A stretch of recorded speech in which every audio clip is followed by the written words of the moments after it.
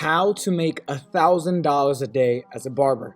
Now, my name is Jordan Perez, and I make $200,000 a year as a barber, and I make these videos to help you guys make more money. Now, you guys can see that I'm not in my normal barbershop setting. This is actually a room inside of an insurance office that I go to every Tuesday to cut hair.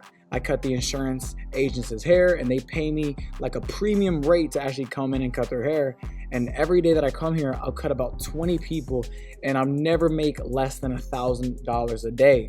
So, but I wasn't always here, right? I just didn't wake up and start my career here. I didn't always have these opportunities. I didn't always make this money. So I want to break down how I got here, because honestly, guys, I used to complain, right? I used to complain about not having the opportunities that I wanted. I used to complain about not having the clientele that I wanted. And I used to complain about not making the money that I wanted. And I blamed everybody else, and I would never blame myself. I never thought it was me, right?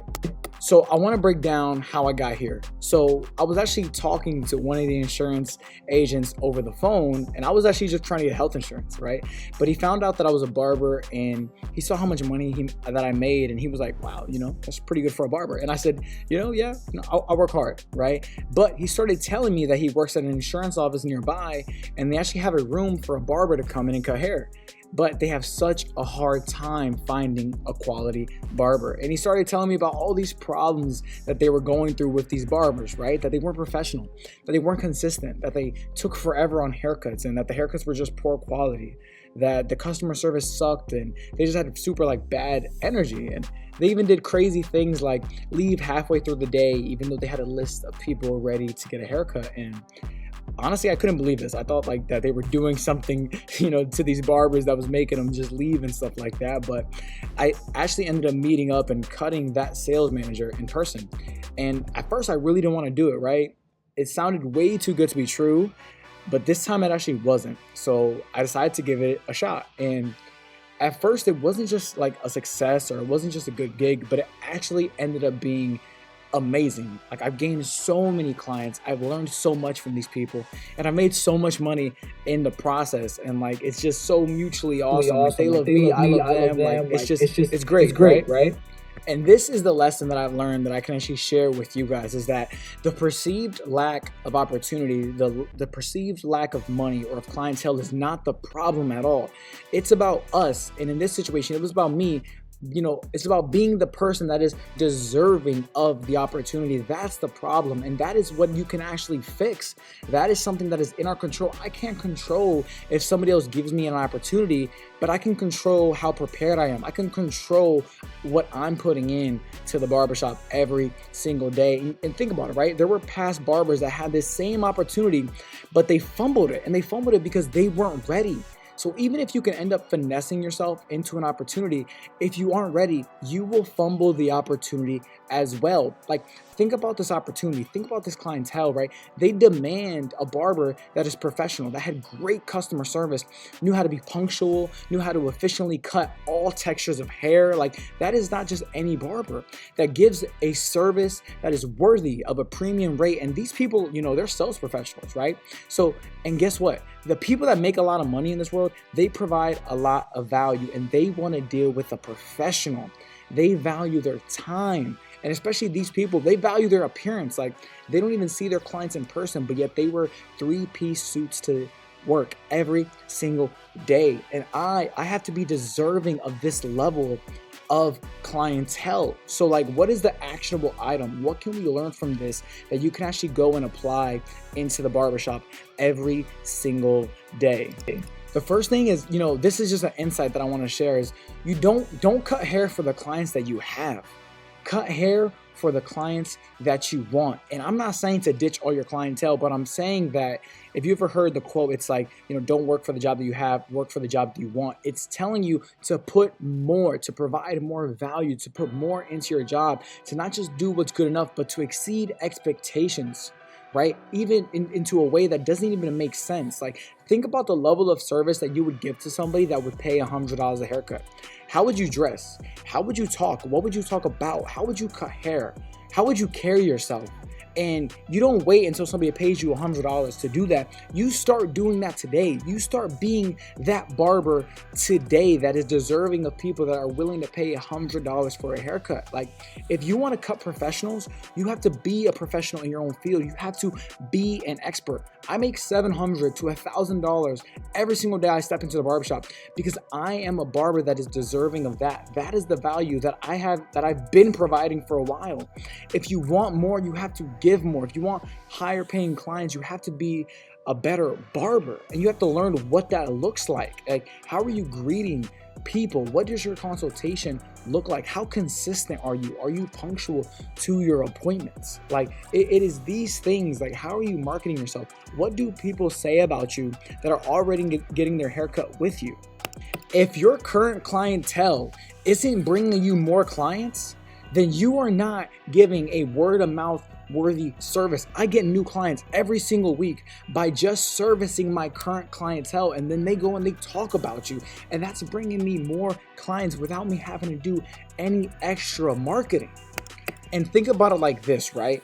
You have the majority and you have the minority of barbers. It's going to take some courage for you to start to step into this new role, because you're going to have to start to do things that majority of barbers don't do so that you can get the result that majority of barbers aren't going to get. I am in the 1% of income earners in my industry because I do what the 99% of barbers are not willing to do. And I do it proudly, and I do it in a way that just is so full circle, makes sense. And please don't just think that it's all about a haircut, because that is so far from the truth. There are barbers that give amazing haircuts. There's barbers that are going to watch this video that cut hair better than me, but yet they won't make more money than me because they aren't like a better overall barber. We aren't just selling fades here. We are selling confidence. We are selling stepping into the new world and being the best version of yourself, looking your best so that you can perform your best every single day in the barbershop. We are establishing relationships with our clients. We are providing value. We are providing a space of comfort where they can just relax and they can just, get pampered in a way. We are providing a relationship. We are providing insight. These are the things that we are providing to our clientele outside of just making their hair shorter. Like, I need you guys to hear me on this. So, I want to give you guys like a mental exercise. I want to give you guys a mental exercise to help to build yourself into the best barber that you can be. And the first thing that we're going to do is we're going to think about what the worst barber in the world looks like. Think about that as first. Think about if you were a client and you were sitting down in a chair, what would a barber have to do to be the absolute worst barber possible? Like how would that barber greet you? Well, he probably wouldn't greet you. He would make you feel less important, and he would let you know that he does not appreciate you. He wouldn't even remember your name or remember your haircut, and he especially wouldn't give you the haircut that you want. Like, his tools would be so sharp that they would be uncomfortable and cut your skin. He wouldn't be nice to you. He wouldn't talk in a friendly tone. He would probably only talk to other barbers, making you feel even less important. He would either rush you out of the chair, or he would take 2 hours to actually get your haircut done because he is so unskilled, he cannot get the job done in a timely fashion. He would be rude to you whenever you critique the haircut. He would not offer to book your next appointment, and overall you would just feel worse after the haircut. He would be late to the appointment. It would be so bad that you would tell your friends to never go back, and you wouldn't go back yourself. That is some of the things that the worst barber ever would do. So now, this is my question to you guys, and because I really want you guys to think about this. What would the best barber do?